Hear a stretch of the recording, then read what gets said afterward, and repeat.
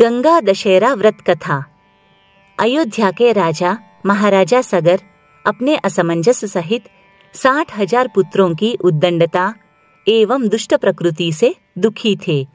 फलतः उन्होंने असमंजस और 60,000 पुत्रों के स्थान पर अपने पौत्र और असमंजस के पुत्र अंशुमान को अपना उत्तराधिकारी बनाया। जब महाराजा सगर ने अश्वमेध यज्ञ किया था, तब इंद्र ने अश्वमेध के घोड़े को पाताल लोक में ले जाकर कपिल मुनि के आश्रम में बांध दिया। कपिल मुनि उस समय ध्यानमग्न थे। उन्हें इस बात की भनक भी नहीं लगी कि महाराजा सगर के अश्वमेध यज्ञ का घोड़ा उनके आश्रम में बंधा हुआ है। जब सगर के 60,000 पुत्रों को इस बात का पता लगा कि कपिल मुनि के आश्रम में घोड़ा बंधा हुआ है, तो वे कपिल मुनि को मारने के लिए गए।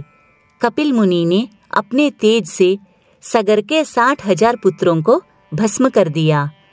अंशुमान को जब इस बात का पता लगा, तो उसने कपिल मुनि से प्रार्थना की। अंशुमन की प्रार्थना से प्रसन्न होकर कपिल मुनि ने उसे यज्ञ का घोड़ा वापस दे दिया तथा कहा कि गंगा जल के स्पर्श से सगर के 60,000 पुत्रों की मुक्ति हो सकती है। महाराजा सगर का अश्वमेध यज्ञ संपन्न हुआ।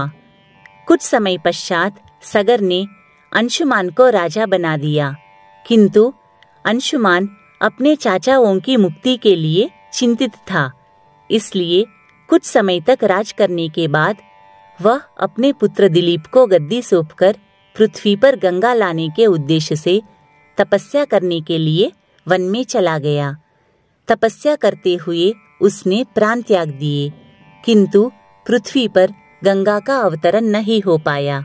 कुछ समय पश्चात महाराजा दिलीप अपने पुत्र भगीरथ को राजगद्दी सौंपकर स्वर्ग से पृथ्वी पर गंगा लाने के लिए तपस्या करने के लिए चले गए।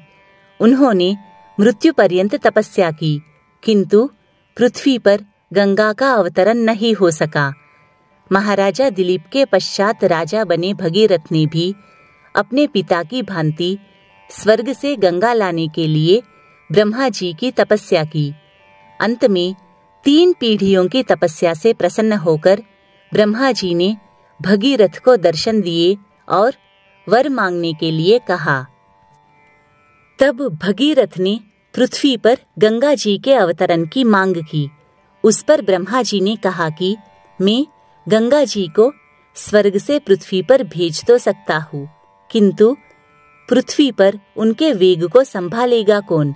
इसके लिए तुम्हें भगवान शिव की आराधना करनी चाहिए। ब्रह्मा जी के परामर्श के अनुरूप भगीरथ ने एक पैर पर खड़े होकर भगवान शिव की तपस्या आरंभ की।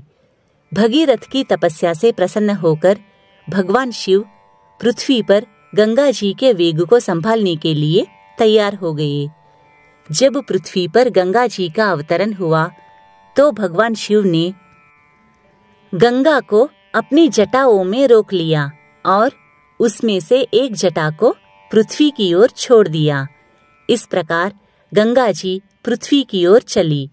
आगे आगे महाराजा भगीरथ थे और उनके पीछे पीछे गंगा जी थी।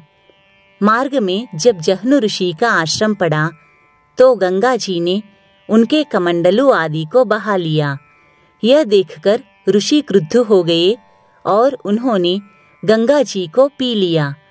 जब भगीरथ ने पीछे मुड़कर देखा, तो गंगा जी उनके पीछे नहीं आ रही थी।